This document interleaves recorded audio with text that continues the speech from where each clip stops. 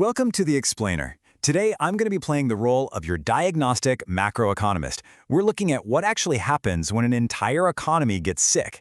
Just like the human body, an economy can suffer from ailments. It can run a massive fever, or it can catch a really severe chill. So we're going to mentally grab our whiteboards, plot out these market imbalances, and figure out exactly how to diagnose them.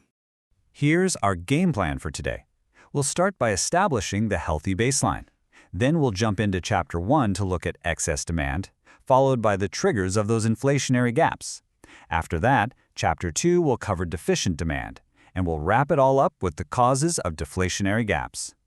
All right, let's kick things off with Section 1, the healthy baseline. Now, before we can even try to diagnose a problem, we really need to know what a healthy, balanced economy looks like, right? So how exactly do macroeconomists diagnose a sick economy? Well, to spot an illness, we look for imbalances against our ultimate baseline measurement of perfect health. In the macro world, we call this state full employment. Think of it as the ideal resting heart rate of a nation's economy. Everything is just humming along exactly as it should be. Here's the textbook definition for you. Full employment is the situation when all those persons who are willing to work at the prevailing wage rate are getting work and are in fact employed. The absolute crucial takeaway here is that a healthy economy has almost everyone who actually wants a job actively working. And pay close attention to the wording there. People who are voluntarily unemployed, like, say, the idle rich or those who simply choose not to work, they don't count against this measurement at all. But here's a really fascinating detail. Full employment absolutely does not mean a 0% unemployment rate. Actually, developed countries usually have about 3 to 4% of their labor force frictionally unemployed. That just means they're temporarily between jobs, maybe due to structural changes or tech improvements. If an economy has 3 to 4% of its workforce shifting around between roles, it's still considered perfectly consistent with full employment. That right there is our baseline of perfect health. Let's move right along to Section 2, Chapter 1, Excess Demand. So what happens when our economic patient develops a fever? Well, we call this condition excess demand.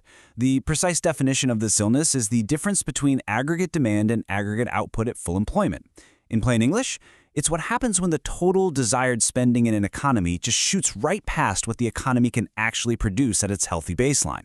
It's like everyone suddenly wants to buy everything, but the store shelves can only hold so much.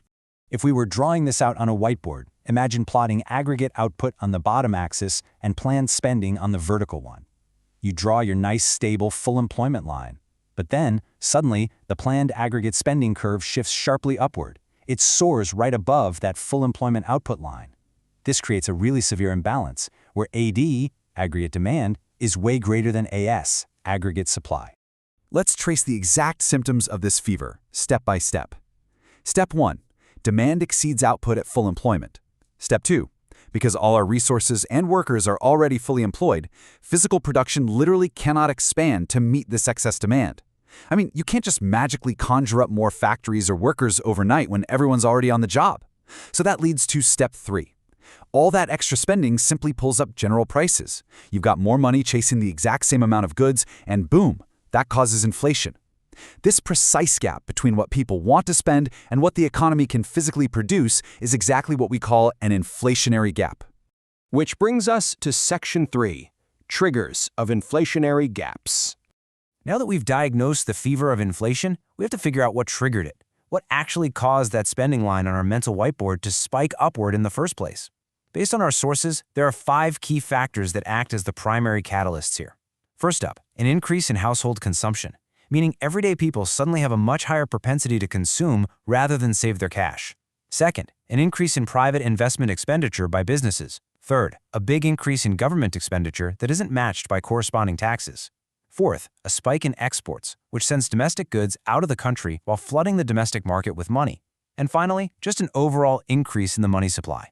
Basically, any of these triggers can flood the economy with extra cash that's forced to chase a limited, unexpandable supply of goods, which instantly ignites that inflationary gap.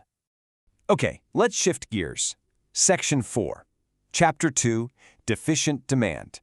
Let's pivot our diagnosis and look at the exact opposite illness.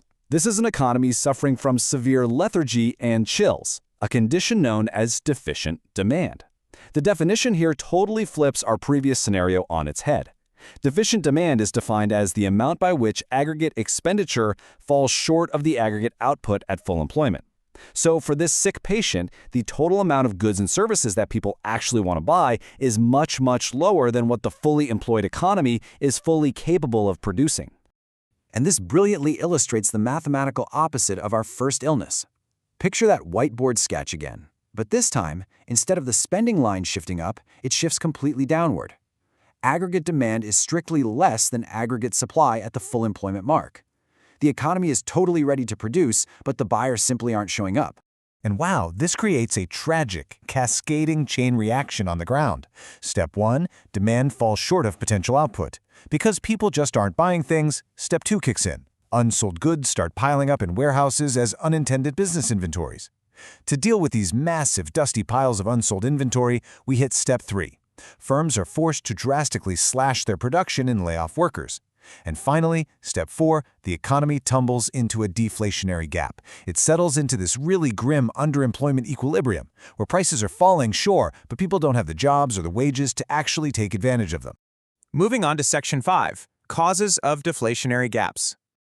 To properly treat this economic lethargy, a macroeconomist has to look at the specific underlying causes. What dragged that demand line down so drastically? Well, just like we had triggers for the fever, we have 4 main culprits for the chill. First, a sudden fall in household consumption. This usually happens because people get scared about the future and increase their propensity to save rather than spend. Second, a sharp decrease in private investment by businesses. Third, a drop in government expenditure that isn't balanced out by a tax cut. And fourth, a contraction of bank credit facilities, which basically means banks just stop lending money out. Any of these factors will drain vital spending right out of the system, leaving the economy weak, the store shelves totally full, and businesses with absolutely no customers. Seeing them side by side like this, it's incredibly clear how these two imbalances are exact macroeconomic opposites. On the left, you have excess demand. That's an overheating engine where spending vastly outpaces production capacity, which pushes prices up and creates an inflationary gap. And then on the right, deficient demand. That is a stalled engine where spending drops, forcing inventories to pile up, causing mass unemployment, and creating a deflationary gap. As we wrap up this explainer, I really want to leave you with a question to ponder. If you were steering the economy as the central bank right now, which gap would you be most afraid of misdiagnosing in today's economy? Keep these two macroeconomic illnesses firmly in mind, because knowing how to spot an inflationary fever versus a deflationary chill is the very first step toward understanding how government fiscal and monetary policies try to cure our world. Thanks so much for joining me on this diagnostic journey.